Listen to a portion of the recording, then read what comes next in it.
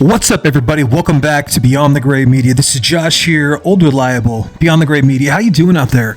Welcome back. Happy Friday. It's Friday night, and the mood is right. Is there some Montel Jordan going on in my head? I don't fucking know. What I do know is that I have some disturbing stuff to watch, and I'd already written a couple of things down about films that I'd already watched this week. So before we get into the disturbing stuff, because for whatever reason, dude, the stuff that I don't want to have to get through and pause and rewind and have to be like, how did they make that effect? Things like Men Behind the Sun, you get 1,000 views. The more disturbing, the better on my channel. We can't just put on something like, Seven or probably The Beyond, but I don't feel like I'm really comfortable covering a lot of Fulci because he is just a godfather of gore, just one of the best to ever do it. And I feel like I don't have enough effects to kind of really do it justice. And the last time I put out my thoughts on Zombie, granted, that was in the first month of doing any YouTube. And I used a lot of clips. It just got buried by the algorithm. So I never really wanted to return to stuff that's super gory. So this weekend, I've got some disturbing stuff on the docket that I'm going to get through. But tonight, I want to talk to you guys. How you doing, first of all? We're talking about Strange Darling. Strange Darling from 2024. And that's exactly what this film is. Strange. Completely not what I was expecting. We're not even the review yet. Thanks for being here. However you found me, wherever you're at, sit down, crisscross applesauce, crack a beer, crack an iced tea, whatever you got, some Oreos, hams, I don't really care. Ham and crackers. Happy to see you. Let's get into it.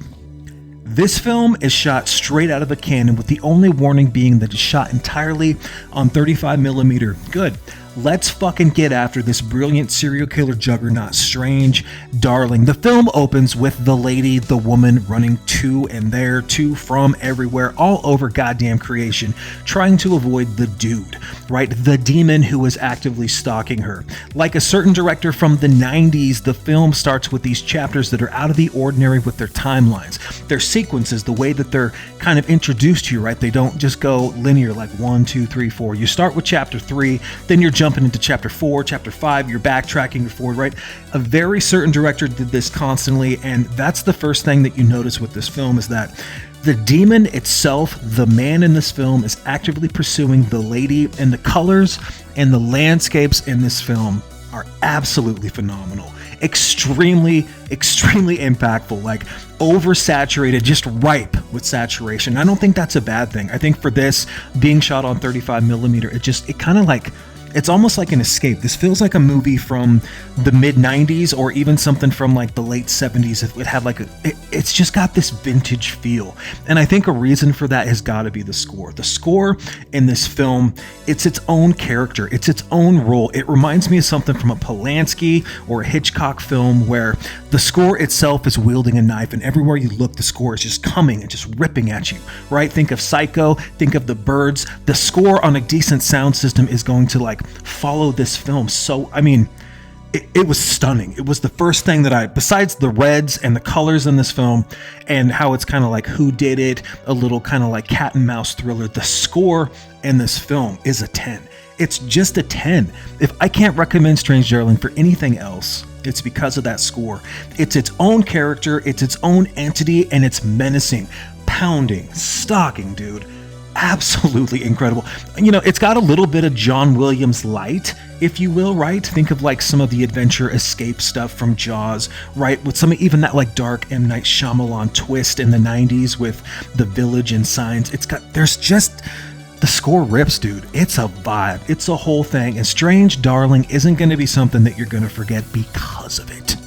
Then we got to talk about the shots that are above the action, that are hovering above the characters, behind them, to the side, panning left and right, zooming in the fields behind them, in the hotel, in the car, it's disorienting, and it really kind of keeps you on your time. I'm getting nervous talking about it. I had such a good time watching this film, even if my end result varies and my mileage is different from other people. The way that this film looks, the shots, the cinematography, if you will, it's breathtaking to watch, man. It's something else.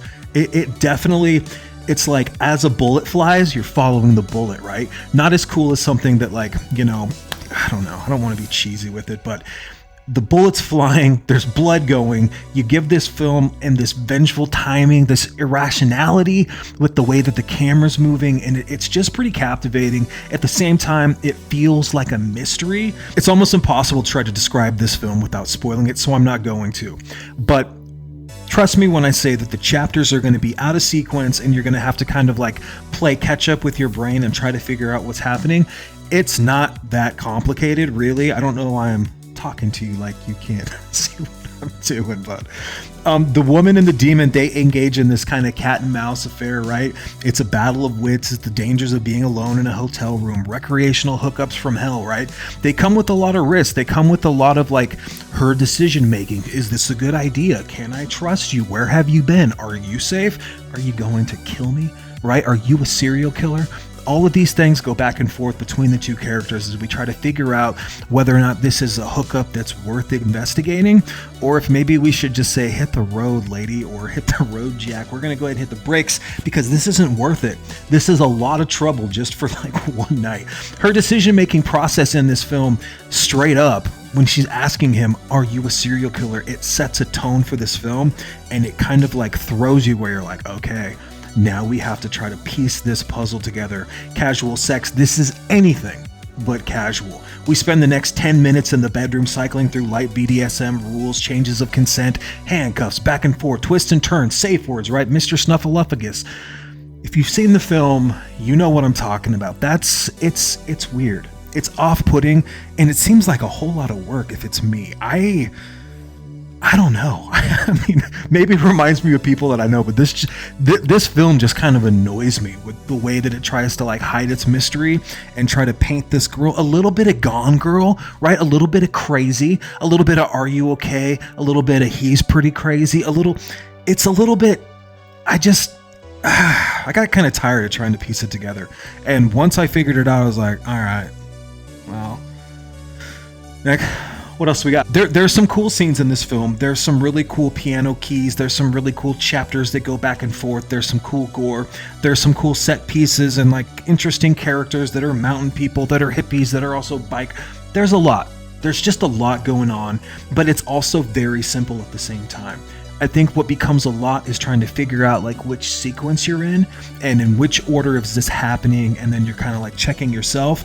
Now, I watched this film and I was under the influence and I was stoned as hell, and that made for a pretty good viewing experience, I'm not gonna lie.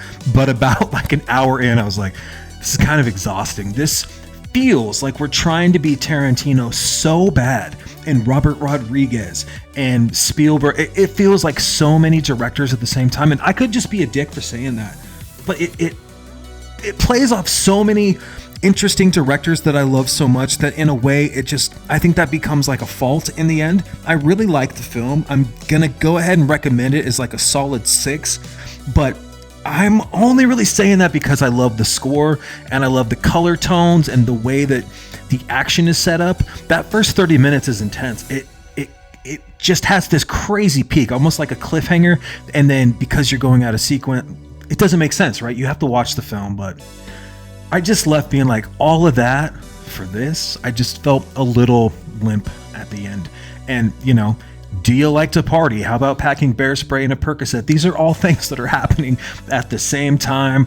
You know, we're going back and forth in this hotel room full of compliments and social favors and going into extracurricular activities and powders and twisted tales. It's exhausting.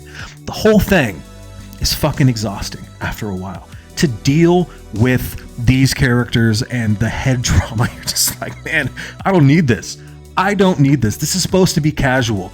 Classic songs, though, really cool style changes, vintage camera effects, makes everything pop and makes everything feel like you're watching something that's from, you know, the late 70s, Texas Chainsaw even, maybe even a little Halloween. There's a ton of homages and throwbacks in this film that I think is just, it's too smart for its own good, almost trying to borrow and steal too much from some of these legends, and it just becomes a little bit pedantic, if you will. I'm exhausted talking about it. I just talked for 8 minutes straight. I'm going to cut this down, and I don't feel like I'm going to recommend it. I fucking loved that first 30 minutes though, man. I was just having the time of my life with the sound. I was like, this is a trip, dude. And all my filmmaker friends, anyone that I know that's into movies, that makes movies, that study the way films are made, they're going to love this thing because it's got a ton of technique and it's way smarter than me, but it just kind of comes off like a little bit long in the tooth in the end. But still, blood-soaked thriller, pretentious, yeah, sure. Amazing score.